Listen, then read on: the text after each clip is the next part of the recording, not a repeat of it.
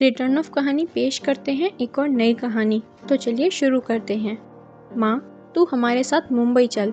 बाबा थे तब बात अलग थी, अब तू इधर गांव में अकेली कैसे रहेगी? बेटा, आर्यन बोला।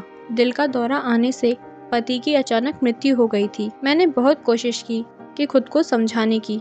13वीं के बाद सब मेहमान चले गए। बेटा आर्यन और बहू रावी दोनों इंजीनियर थे। बेटा और बहू के साथ रहने मत जाना, ऐसा मेरी एक सहेली ने कहा था, क्योंकि कमाने वाली बहू को बूढ़ी सास जरा सी भी पसंद नहीं होती। तेरे वहाँ जाने से उसकी स्वतंत्रता में बाधा आएगी और वह तुझे ताना मार मार के तेरा जीना हराम कर देगी। जाने दो। पति जब जिंदा थे तब उन्होंने अपनी सारी प्रॉपर्टी अपने बेटे के नाम पर कर दी थी। ऐसी परिस्थिति में बेटा और बहू यह मकान बेच सकते हैं और घर के सब पैसे लेकर तुझे एक एक पैसों के लिए तरसाएंगे। बेटे और बहू के साथ जाने के अलावा मेरे पास दूसरा कोई विकल्प नहीं था। 60 साल की उम्र में मेरे घुटनों में दर्द की वजह से मुझे मेरा राशन पानी चलाना भी आसान नहीं था। 13वीं का पूरा खर्चा बेटे ने उठाया, पर छोटे मोटे खर्च के लिए बेटे के सामने हाथ फैलाना मुझे पसंद नहीं था और बचाए हुए थोड़े बहुत पैसे मुझसे खर्च हो गए थे। अब परिस्थिति ऐसी थी कि मेरे पास 50 रुपए भी नहीं थे और यह बातें सोचने में मैं आर्यन को कोई उत्तर नहीं दे सकी। इतने में रावी बोली, माँ, मुझे बताओ कि कौन सी साड़ी रखनी है, मैं आपकी बैग पैक कर रही हूँ। जब रावी ने ऐसा कहा तब मैं उसे कुछ कह नहीं पाई। चुप रहकर उसके साथ मुंबई आई। आर्यन और रावी यह दोनों मेरा बहुत ख्याल रखते थे।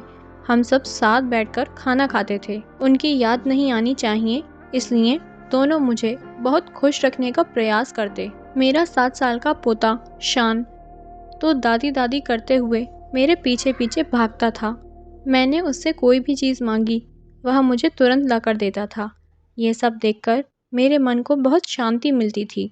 मैं सोचने लगी कि लोग बेवजह ही आजकल के लड़के और लड़कियों को बदनाम करते हैं और कहते हैं कि बूढ़े माँ बाप का सम्मान नहीं करते, उनकी देखभाल नहीं करते। खासकर बहू कमाने वाली होती तो सास को ठोकरों पर रखेगी। लेकिन मैंने देखा कि ये सारी सिर्फ बातें थीं।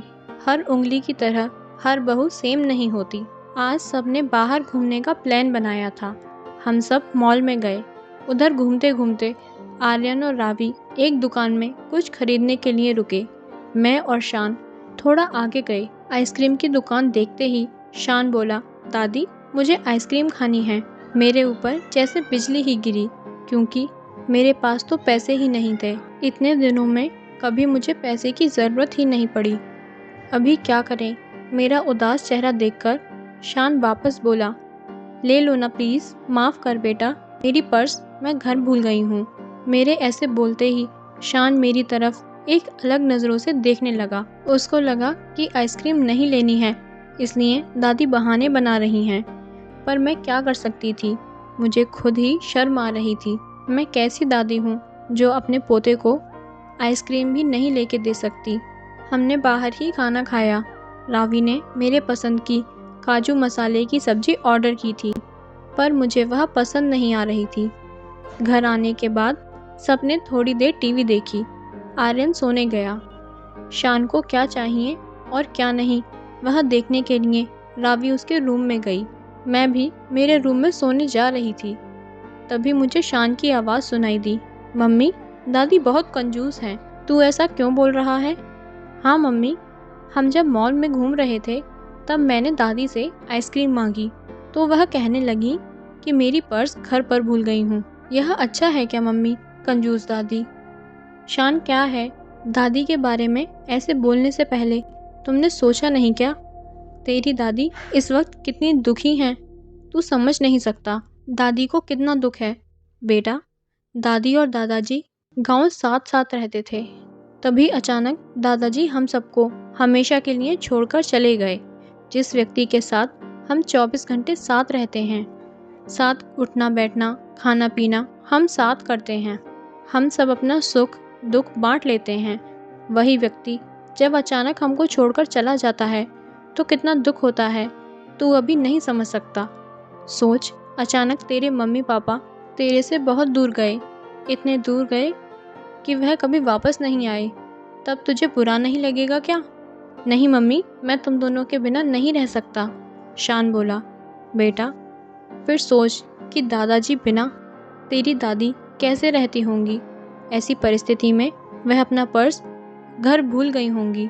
तूने उनको कंजूस कहा, उनका प्यार तुझे नहीं दिखा क्या? जब भी तुझे स्कूल से आने में 5 या 10 मिनट भी लेट हो जाता है, तब वह बालकनी में खड़ी रहकर तेरी राह देखती हैं। उनके घुटने दर्द करते हैं तभी भी। बेटा, किसी के बारे में अपनी राय बनाने से पहले उस व्यक्ति के दृष्टिकोण से सोचना चाहिए। यह बातें सुनकर मुझे मेरी बहू पर बहुत अभिमान हुआ। उसकी जगह मैं रहती तो कदापि मैं अपने लड़के को इतने अच्छे से समझा नहीं पाती। दूसरे दिन सुबह आर्यन ऑफिस गया और शान स्कूल।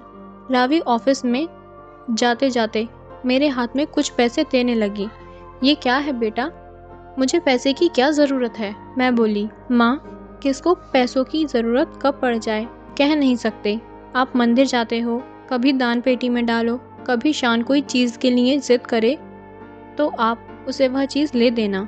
पर बेटा, माँ, जब यही पैसे आर्य ने आपको दिए होते तो आपने मना किया होता क्या? नहीं ना, आपकी बहू भी कमाती है तो आप अपनी बहू से पैसे क्यों नहीं ले सकती? रावी का कहना सुन के मेरी आंखों से आंसू आने लगे। जो मेरा बेटा नहीं समझ सका वह मेरी बहू ने समझा। मेरी बहू जैसी बहू सबको मिले। मैंने भगवान से प्रार्थना की, ऐसी बहू मुझे हर जन्म मिले। लोग बिना कारण कुछ कमाती बहुओं का दुर्व्यवहार देखकर सब कमाती बहुओं को दोष देते हैं। कुछ बहुएं रावी जैसी समझदार, सुलझी और बड़ों का आदर करने वाली होती हैं। दोस्तों, अगर आपको कहानी पसंद आई हो तो चैनल को सब्सक्राइब कर दीजिए और इस कहानी के बारे में आपका क्या विचार है हमें कमेंट बॉक्स में ज़रूर बताएं। धन्यवाद।